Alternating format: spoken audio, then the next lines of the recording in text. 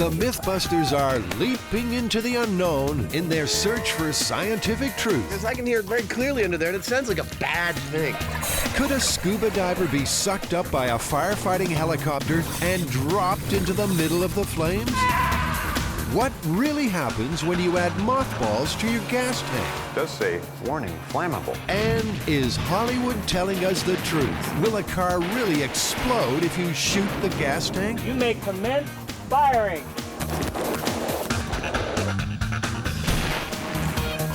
Am I missing an eyebrow? Adam Savage. I reject your reality and substitute my own. And Jamie Heineman. Quack, damn you. I wouldn't say Jamie's an evil genius.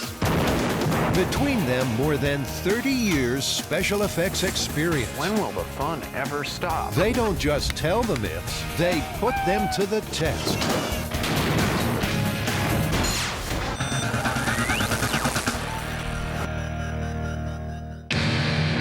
It's big, it's red, it's dangerous, and it's got Adam really excited. Ooh, God, this is good feeling. Yes. But what's it got to do with scuba divers and forest fires?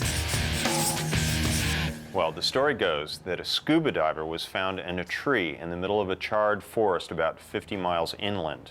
And the speculation was that the scuba diver was scooped up by one of those firefighting helicopters or airplanes and dumped in the forest. That sounds like one of the worst ways to go I can imagine. 1 minute you're swimming in the water, next minute you're deposited into a burning tree.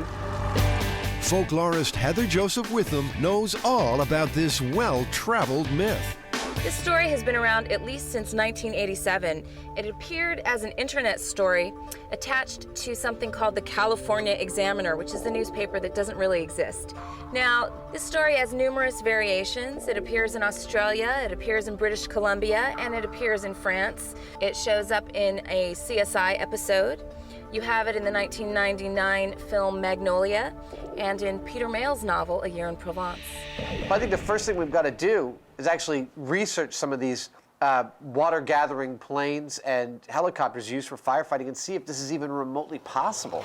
Since the 1940s, firefighters have used water dropped from aircraft to help control forest fires. Some fixed-wing aircraft skim water from the surface of lakes and oceans. But the Martin Mars, the biggest water bomber in the world, has an intake scoop only 6 inches in diameter, far too small to fit a scuba diver. However, the myth may be possible with a helicopter. One of the most successful helicopter-borne systems is known as the Bambi bucket. We're out here at Oakland Airport, where actually the airport police have been kind enough to let us view their Bambi bucket, which they dangle from this very helicopter.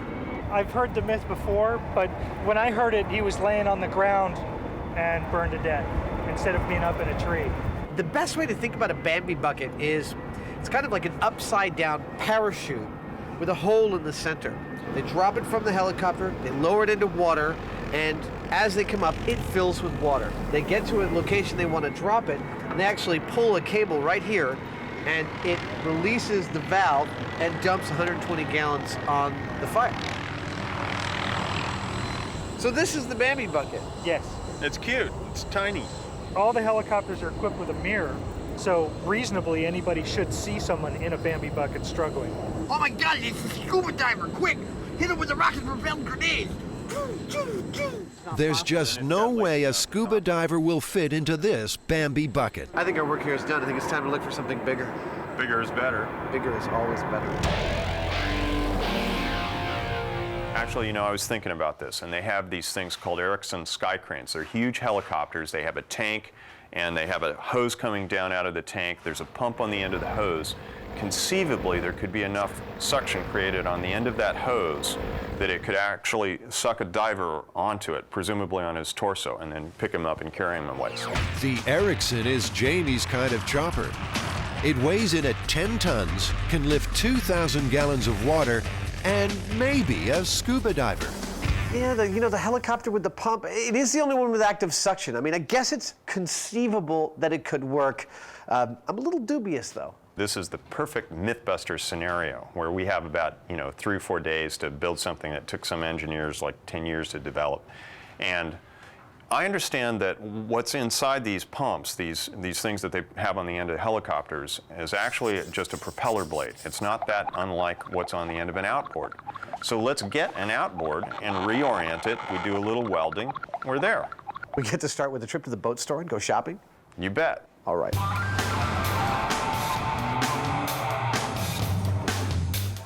Now there's one that would suit us. Whoa! That's a 225. That's massive. I feel like I walked into the wrong world. It's 200 horsepower. I mean, this is massive stuff, so. While Jamie talks serious horsepower, Adam gets nostalgic with some vintage outboards. It looks just like a robot from Star Wars. What's going on here? Oh. I think I found my boat. Let's see if Jamie's done talking. Not likely, but maybe we can get out of here today. Jamie loves mechanical muscle. He wants an outboard powered by 225 horses. The fact that we're using a 225 means that we can even run it at half throttle, still get a horsepower range that's well above what the Myth involves. Right. Always on the lookout for a bargain, the MythBusters have tracked down a second-hand outboard across town.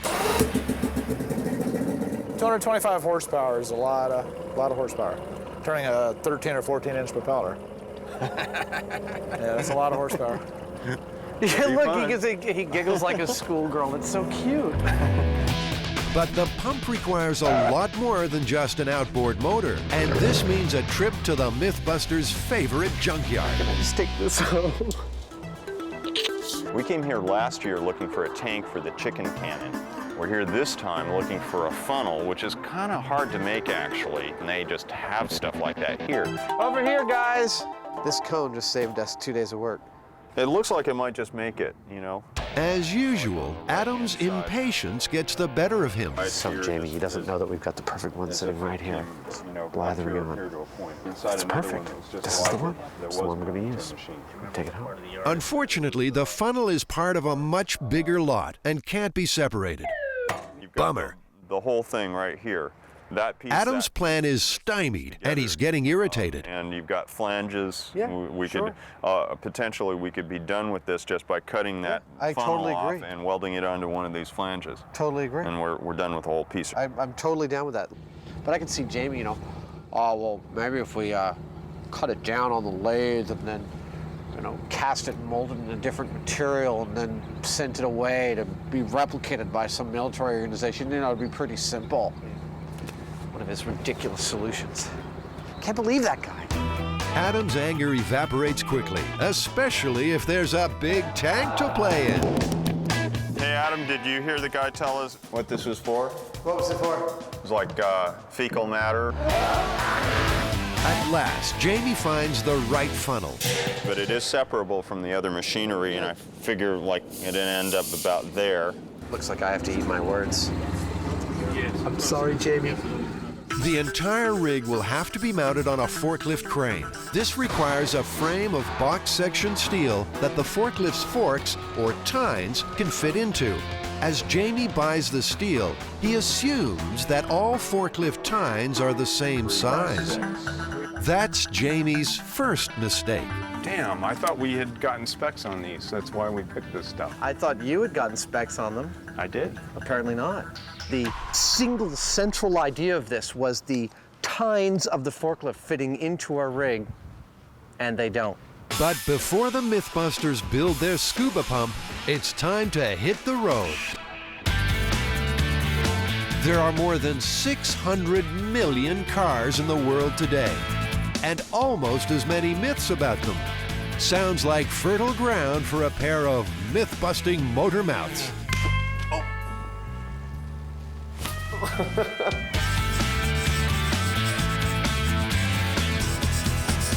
All right, Jamie, what's on the agenda now? What's the myth we're going to hit?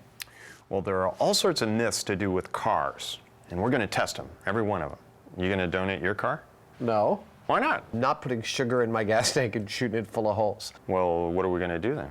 Actually, I got an interesting and intriguing email from a fan the other day, and he just might be willing to donate his car to the cause. So why don't we go check out what he's got? Let's do it. All right. But who would be crazy enough to give their car to Adam and Jamie? That's a Caddy, all right. My grandma had a car like that. It's Cadillac Ben. You saw us on TV and you figured, I'll take it to them. They'll blow it up. I was hoping, yeah. Webster's dictionary defines Cadillac as something that is the most luxurious or highest quality of its kind.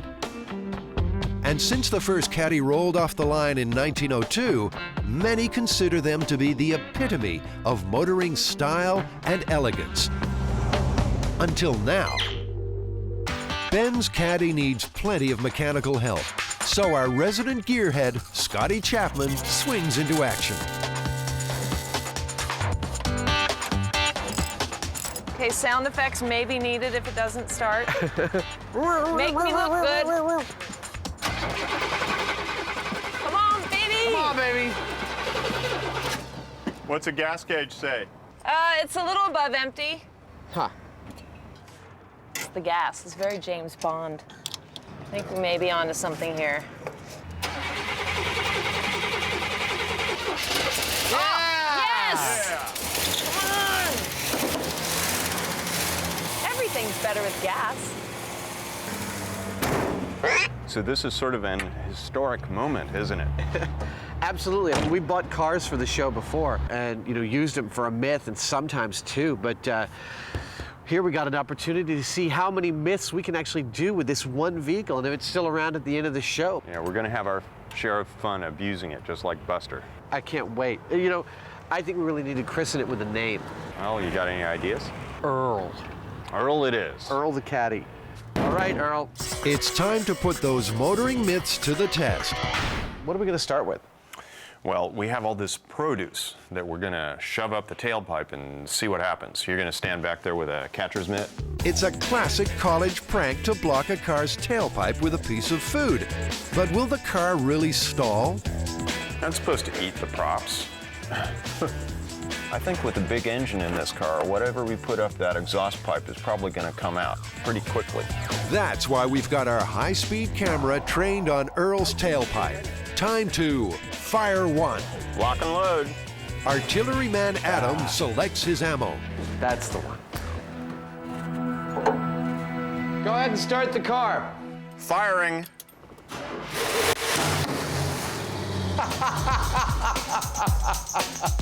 That was magnificent. That Spud is out of there. But a Mythbuster always wants more. Adam loads the potato deeper into the tailpipe. Potato stuffed in there like a good 20 inches. I'm ready when you are.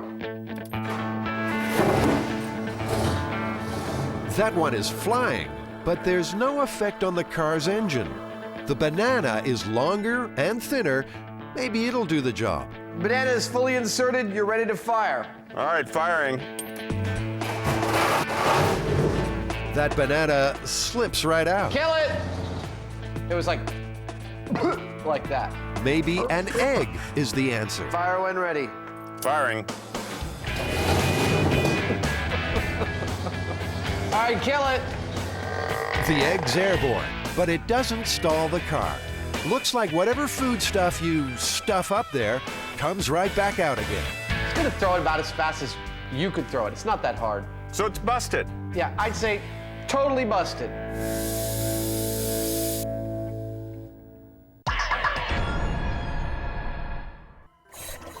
Can a firefighting helicopter actually suck up a scuba diver? An air crane helitanker is the chief suspect.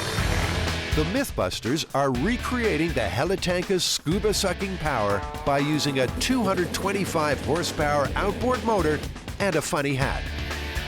The outboard weighs 500 pounds, so just moving it around is a major headache. We could try and pick this up by with the forks, like tip it up. We get 6 people on this and we just manhandle it up on there. Many hands make light work. That's it's possible. Jamie doesn't like to do anything hastily, and I like to do everything incredibly hastily. So therein you have the dichotomy of our patterns. After the manhandling, Perfect. a frame for the outboard is welded together. Go for it. Then, the original drive shaft is removed from the outboard.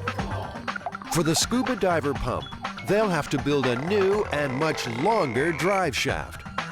Because it'll be spinning at high RPM, the shaft must be accurately machined on a lathe. A sealed U-joint is really quite a beautiful thing. The propeller is cut down and carefully balanced to avoid vibrations. We're mounting the propeller the wrong way around. That's so that rather than pushing the water down, it'll be sucked up toward the outboard. To control the water flow, the shaft must be encased in a heavy steel pipe. What we need to finish the scuba diver rig is a pipe with a 10-inch ID, an inside diameter. We happen to have the leftover chicken gun barrel, which is just the perfect size, and I want to cut it up. It takes up too much damn room. 2, 1. But Adam loves his chicken cannon.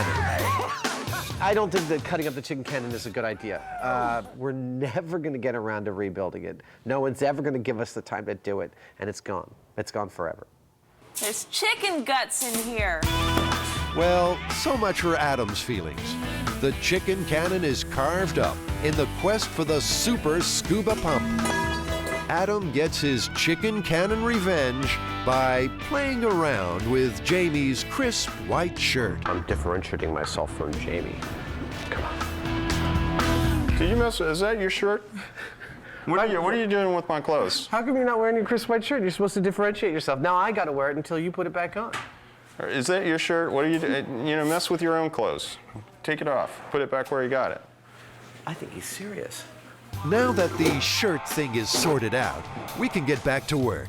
The shaft is fitted inside the pipe, and Adam describes in detail what will happen to the pumped water. Shoot up that way. Like that. Just a godly torrent of water. That torrent will be vented away from the motor by angling the pipe. Scotty welds the two cut halves of the pipe together. She knows there's something not quite right. Oh, I know what it is. It's the chicken that I'm burning that's messing with my weld. Getting little bubbles of chicken vapor. I have several problems to solve before I start to triangulate. Man, it never ends. Just a ton of little things. A host of little things to solve. In his rush to problem solve, Adam makes a key mistake. He suspends both the outboard and the pipe from the forklift. So when he moves the motor, the pipe shifts too. Hey, Scotty, I need your help. Really? Yeah. Oh, is this what the crash in the was? Yeah. Oh. The problem grows worse when the temporary stand collapses. The build team shifts into high gear. Yeah. I'm trying to make sure the drive shaft doesn't get tweaked. Right. If it's not already. Adam knows the shaft is vulnerable. If it bends, then 3 days' work will be lost. Any luck? It's a tense moment for the entire team. Grab this one and cut it. Come on. It's whatever it takes. I know. I'm getting it. Stick that under there when I lift the thing up. Okay, lower the forklift, please. Crisis averted. The shaft is okay, and pump construction can continue. That's what I wanted to hear. Done? We're good, yes. Okay. Oblivious to the drama, Jamie finds a water tub for the rig's test run. This thing, if it works well, is going to launch something like a Volkswagen out the end of that tube every few seconds. The funnel from the junkyard has to be measured and cut down to fit the pipe. Boy, I tell you, if you turn this thing on, that would be a hell of a cleansing. I can't gnaw on my arm. Ow! Finally, the pump is ready for its maiden voyage. It's like a pageant for my baby. Mounted on a forklift and weighing close to 1,000 pounds, the MythBusters rig is a recreation of the water pump on a firefighting helicopter. It's made from a second-hand outboard motor and a cut-up chicken cannon. What are the odds this thing will actually work? I would say we have about a 25% chance of nothing whatsoever happening, about a 50% chance of something bad happening, and then the other 50% chance is that it's going to work. Jamie, that's 125%. Well, so sue me. Just in case nothing does happen, Adam is quite happy to pretend. And the crowd is puzzled. Are you on the throttle? Can we just get on with it? Go for it. It's just a simple matter of turning the ignition key. Maybe not that simple. What's going on? Push key in for full choke. He had one job to do on this whole thing. They gave us the wrong key. I called them up and the key doesn't match. What are you supposed to do? While the right key is found, build team members Carrie Byron and Scotty prepare Buster for his underwater date with destiny. How do they get these on? And we're gonna get him into a scuba suit? This sure beats Buster's usual treatment. Maybe we should grease him. Let's grease him. With some lard. This dummy has never had it so good. Not getting away, pal. But Buster fights back. Oh! Hey! The sun is shining, the right key's been found, and the MythBusters Super Pump is ready for a test run. Jamie fires her up. Give it a little gas. Give it a little? Yeah.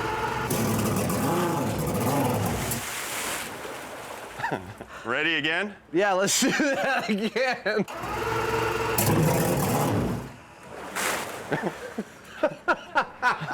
It works. Yeah, I think it actually works. I think we'll actually get our 3,000 gallons per minute. The pump works, but it's still not finished. What we have left to do is that we have to make a rig to hold a big hose for the output, and that's going to be a tough job, actually. Then we have to mount the screen on the bottom to replicate the real thing. It's a guard to keep things from, like fish, from getting sucked up into it. And finally, we're going to paint it red so that it looks like firefighting equipment. I can't believe how long this took to build, considering it's totally not going to work. I wouldn't want to be next to this when it's running in the water anyway, because we built it, and it's, you know, just as like as not to fly apart and, you know, send a propeller blade through my head or something like that. And our resident folklorist can make plenty from death by propeller. People like dumb way to die stories, particularly in some form of accident, and this seems like a plausible kind of accident. You could just get scooped up one day and there you go. That's why there's that familiar injunction, always wear clean underwear, because you never know what's going to happen.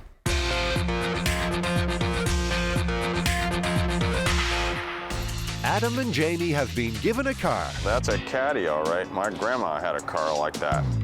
And now they're trying to destroy it. Firing. Inserting potatoes didn't stall the engine. Time for something more hardcore. A cracked engine block can cost you hundreds of dollars in repairs. Engine additives are designed to improve your car's performance, but MythBusters additives are a little different. Don't let winter freeze-up happen to you. So now it's time to move on to putting stuff in the gas tank. Yeah, and we really want to see what's going on. So, you know, I don't think it's going to work to just do it in the car. I think we either need to pull the engine out of the car or get another engine.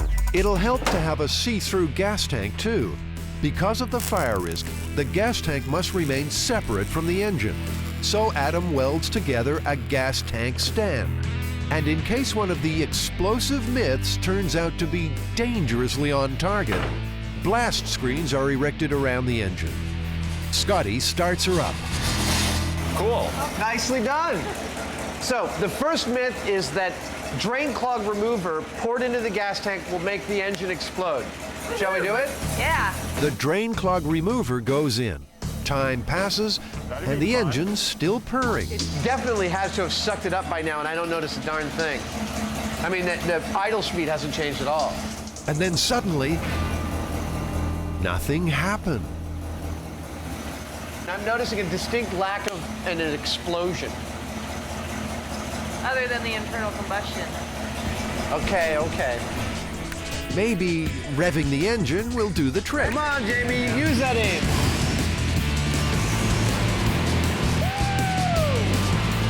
But the engine survives this myth. It's running just fine. Kill it. I say kill it. So, liquid drain cleaner. Fully busted.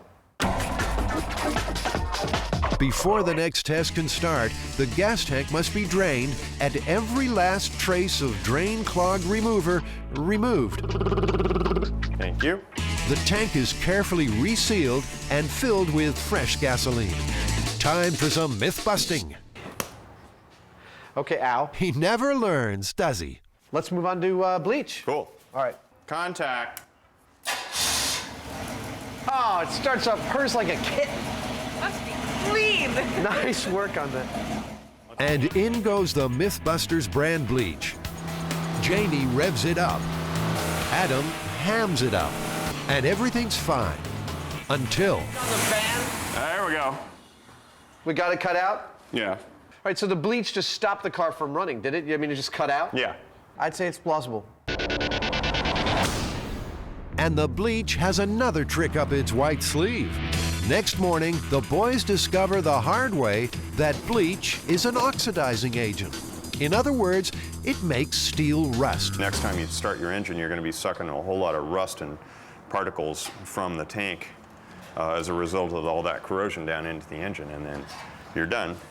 On to the next test. And Jamie doesn't sound too enthusiastic. I'm getting ready to put sugar in the gas tank. So wannabe director Adam tries to get some more emotion. All right, Jamie, here's your motivation. It's the middle of the night. You hate your neighbor because he's always throwing loud parties. You're gonna go to his car, you're gonna pour sugar in it. Go! Action! Method actor Jamie passionately pours sugar into the tank. He'll stop throwing parties now. Let's start the engine. All right. Ready? Ready? Adam uses his new throttle control before embarking on another method acting fantasy. He's driving along. He makes a left-hand turn. He comes to a stop. It's like a time bomb. Careful you don't make any sparks on the ground there, big boy. Okay. The engine just keeps on running, so the boys leave it overnight, hoping the sugar will really mess things up. It's time to see if our engine will actually start this morning with its sugared gas tank.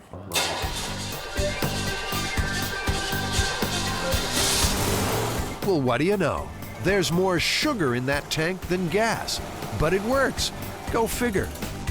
I'd say sugar in the gas tank, totally busted. Gas tank myths. Drain clog remover. Busted. Bleach. Plausible. Sugar. Busted. What's next? Well, there's a myth going around that putting mothballs in your gasoline will be like putting high-octane fuel in your engine. Really? It does say, warning, flammable. Adam pours his gas and mothball highball into the tank. Seems steady to me. Gradually, the MythBusters notice a change in the engine note. It's starting to sputter. Yeah, it doesn't seem like it likes it. Just to be certain, Adam revs the engine. The transformation is amazing. The engine sounds great. Actually, that does sound kind of good, doesn't it? Sounds much better than before. Hear for yourself. This is before mothballs. And this is after mothballs.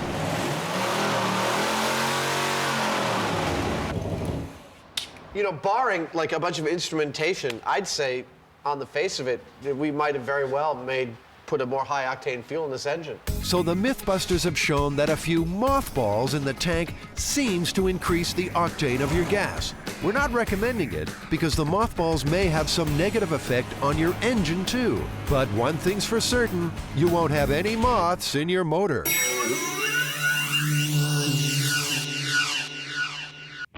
When Cadillac Ben gave Adam and Jamie his car, the MythBusters made a solemn promise.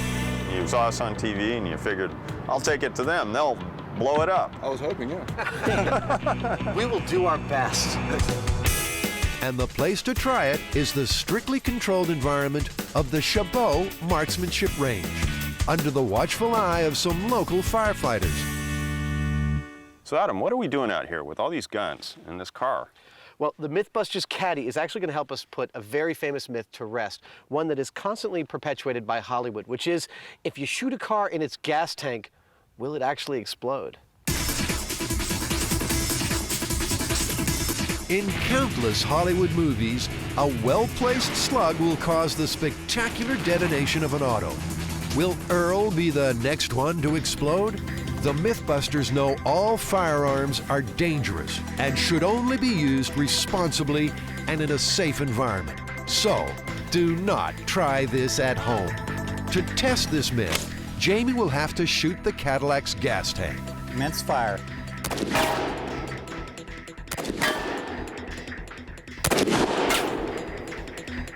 There's gas in the tank, and the bullets are definitely hitting it.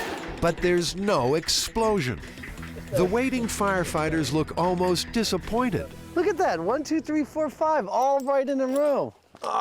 Yep, you punctured that gas tank quite neatly. And I'll bet you went right through the other side. Jamie's shots went clear through the tank.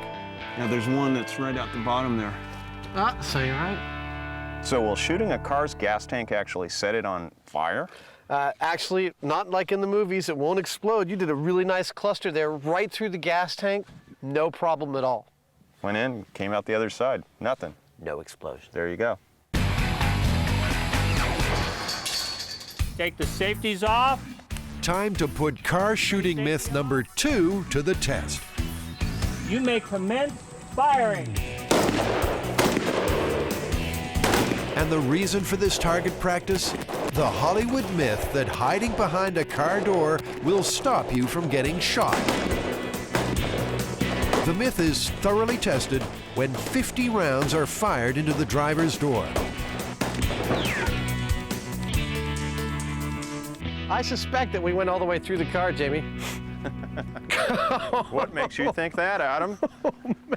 Earl's door resembles Swiss cheese, and it'll take some major detailing to fix his interior. You know, Jimmy, I think we can safely say that unlike the movies, being behind a car door if you're in a gunfight is not a safe place to be. Every bullet that came through here came out here. It's pretty obvious. This is not where you'd want to be. I think the best advice is just don't get in a gunfight. I'd agree.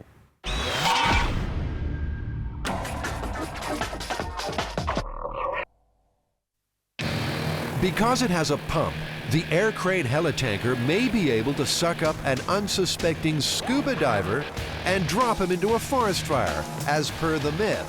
Adam and Jamie have built a pump and are about to test it out on Buster. We're at one of our regular testing facilities in Senal High School out in Alameda has allowed us to use their pool before, and we've dunked some things in it and done some tests, and we're about to do another one. We're about to pump 3,000 gallons a minute out of this pool, actually. Come on forward. Go ahead and lower it down. And here's where Adam discovers Jamie's boo-boo with the decision about steel framing. They won't fit in there. 5 1/2, 5 7/8. Damn, I thought we had gotten specs on these. That's why we picked this stuff. I thought you had gotten specs on them. I thought you had made that phone call. I did. And ordered the steel appropriately. I did. Apparently not. Apparently not. The single central idea of this was the tines of the forklift fitting into our rig, and they don't. We have a small problem due to the fact that the tines are slightly larger than we had anticipated in the rig. It really pissed me off that, you know, that the central idea of our rig is not gonna work. If Adam's upset, that's his problem, it's not mine.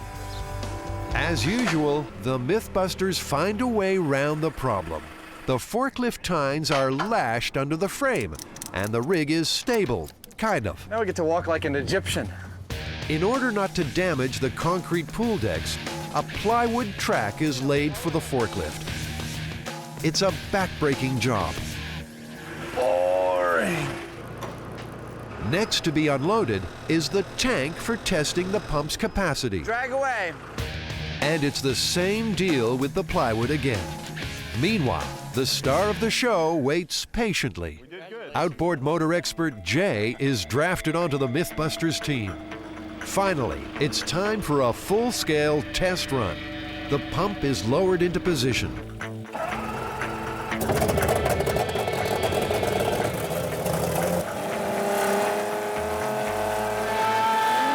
The rig works, and Adam's thrilled.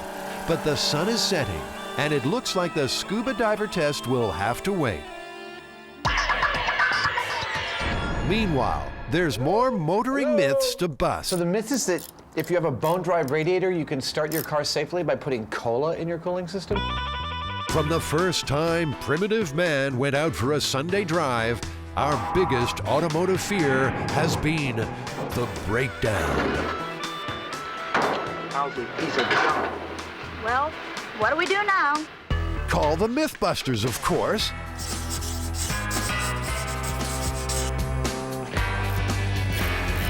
Cola in your radiator? What's your prediction? And I think it'll be fine. It'll probably foam up a bit, and it probably isn't very good on it because the sugar's going to caramelize from the heat. Yeah. But it's not going to stop the engine real quick. It's going to work, you know, it'll work as a coolant. First, we drain the radiator. It's bone dry.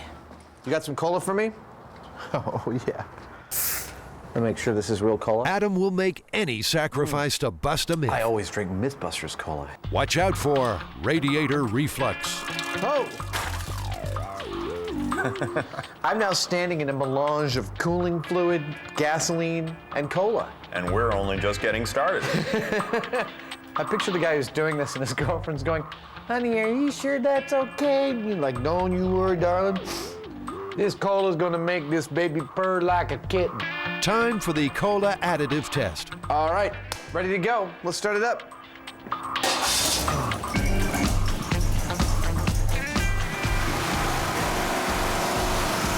We'll let it run for a while. So far, the engine seems to be enjoying its cola refreshment, but Adam has obviously sampled too I'm gonna go much. to the bathroom. Those cola bubbles are really building up. Maybe it's time to quit.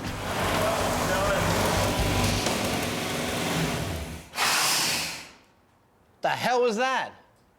A little back pressure. So, cola in the radiator, what's your verdict? Well, wouldn't want to do it for long, but this one's plausible. Yeah, I'd say it's plausible. But what do you do if there's a hole in your radiator and you don't have a product to fix it? We want to find out if you're on the road and your radiator's got a leak and you got no other options. If you crack an egg into the radiator, will it plug that hole? Plug away. Oh. Hey, Jamie, we got a leak there. Is that too big of a leak? No, I'd say that's a standard leak. Adam wears a protective mask. Those eggs are real. I have never put an egg into a radiator before. In fact, this whole myth of things that seem like really silly ideas. All right. Starting.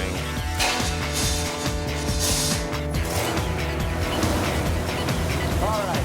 Gotta give it a little time. Yeah, we'll give it some time and see what it does. I mean, I can see it's still leaking. And then something extraordinary happened. It stopped. I mean, it looks like it stopped right away. Could it be that this actually works quite well? Better than the commercial product? That's far out. I swear, I wouldn't want to do it as a permanent solution, but egg in the radiator?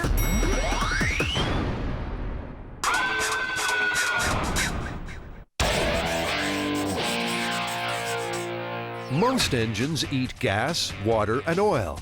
The MythBusters test engine has a diet of drain clog remover, bleach, mothballs, sugar, cola, and eggs. And it's still running.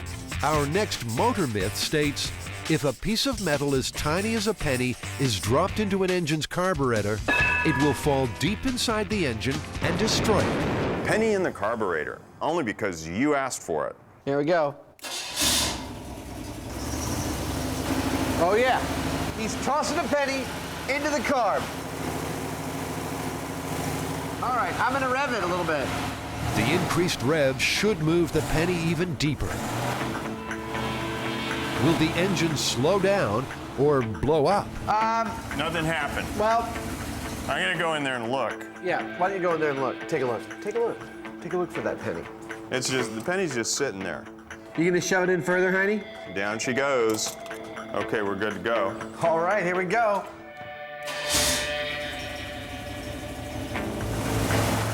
I hear it, I think.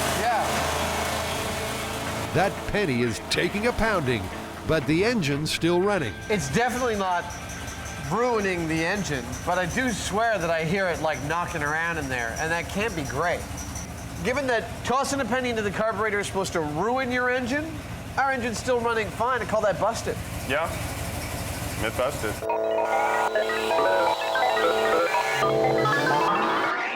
Well, we did a lot to this engine, but I think we might have saved the worst for last. Yeah, bleach in the engine oil. It's supposed to ruin the lubrication. It'll, make the thing heat up really quickly and seize up, is the myth. Putting bleach in the gas tank was meant to stop the engine, but putting bleach in the oil is meant to destroy it. Feel like that's enough? That's nasty. Yeah, it can't be good for that engine. Look at the breather. Yeah, the breather's shooting out lots of smoke. Come on! That's got to be some nasty stuff coming out of that tube right now. Things are starting to heat up. Like a pair of evil geniuses, Adam and Jamie gloat over the engine's demise. It doesn't sound good. I mean, it's smoking all over the place. This engine's overheating. The steam is just shooting out of the radiator. It's singing its death song. As usual, the prospect of imminent destruction gets Adam totally wired. Only a couple more miles, man! We gotta get home! And the fumes are getting worse. The noise and smell are incredible. Wouldn't the MythBusters make great neighbors? This is the last revolutions this engine will ever make.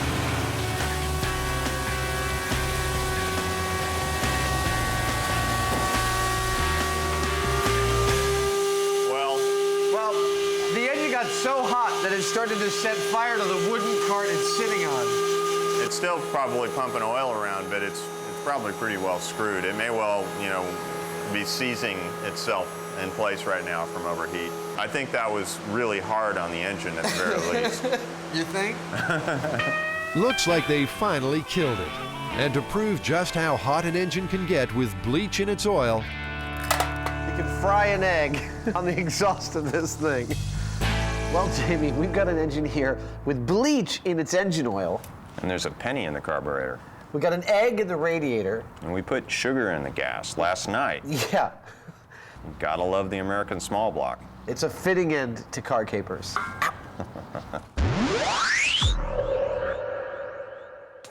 but will there be a fitting end for Buster when he plays the mythical scuba diver scooped up and dumped into a forest fire?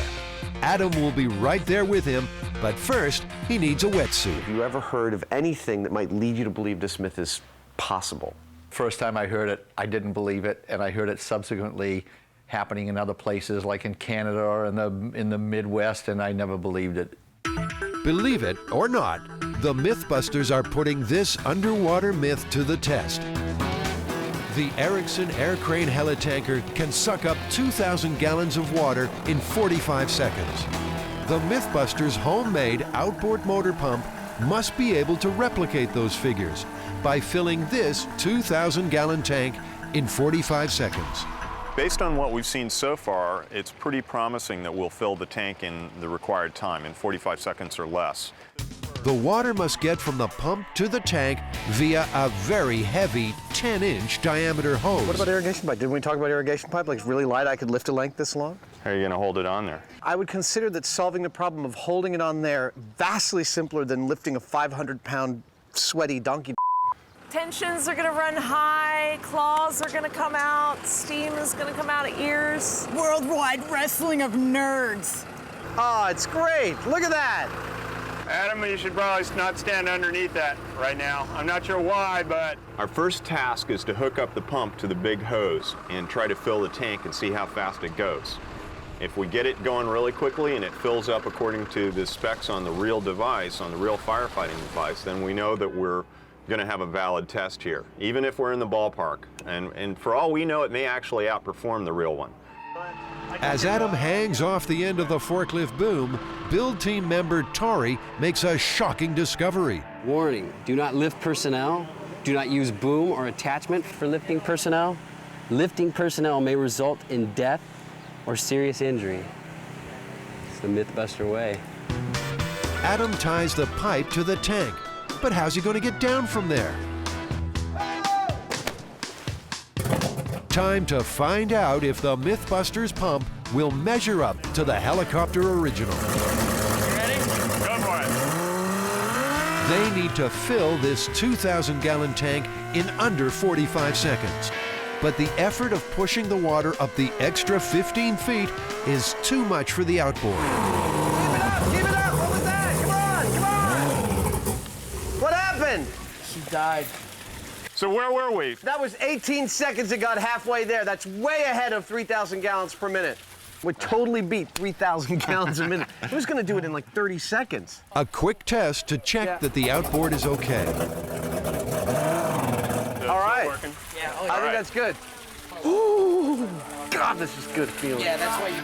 The tank and hose are removed, and Buster steps up to the plate. We know our pump is at least as strong as the Erickson air crane. But can either of them suck a scuba diver out of the water and hold him long enough to get to a forest fire? Let's find out.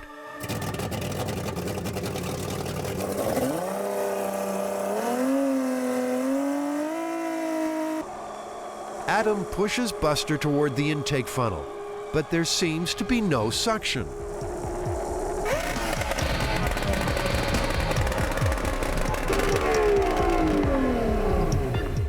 I got him right up under that thing, under its full pressure.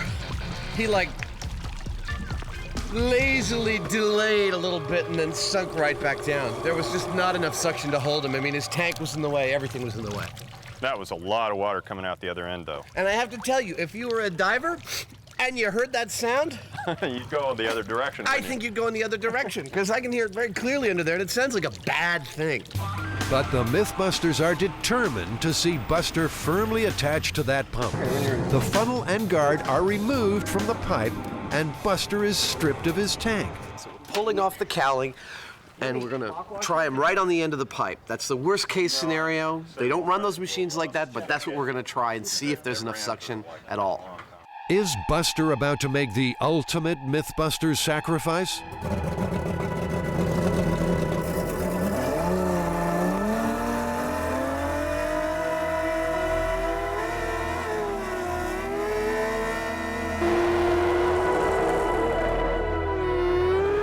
It's got him. Buster is held fast. Maybe the myth is no myth. But as soon as he breaks the surface, the pump sucks air and revs dangerously. Was there a failure of the machine? Negative. I was stopping it from over-revving. Without the pressure of the water, the pump's motor would over-rev and disintegrate. But an exploding outboard holds no fear for the MythBusters. They want to try again. Adam really gives Buster a shove. The pump sucks, but only till the battered dummy breaks the surface. That is so busted! It pulled him up out of the water a little bit. A little bit short of a forest fire. Well, that's gotta suck. I'm glad I didn't try it. There's pieces of his wetsuit all over the pool. Well, that's a hell of a hickey he's got going there. I have to say the amount of suction under the pool was actually pretty impressive. I'm looking up in the mouth of this just like satanic swirling thing of death, and I just kind of got him near it, and he went like this. I mean, it was just like a magnet. It was incredible. There's no way that suction's going to carry him above the water. It's going to suck onto him under the water, but once it leaves, that pump needs to be primed the whole time with water, and he'll cavitate it, and he'll just drop off. Yeah, absolutely. Well, I think this ends the debate once and for all. This one's busted. Okay.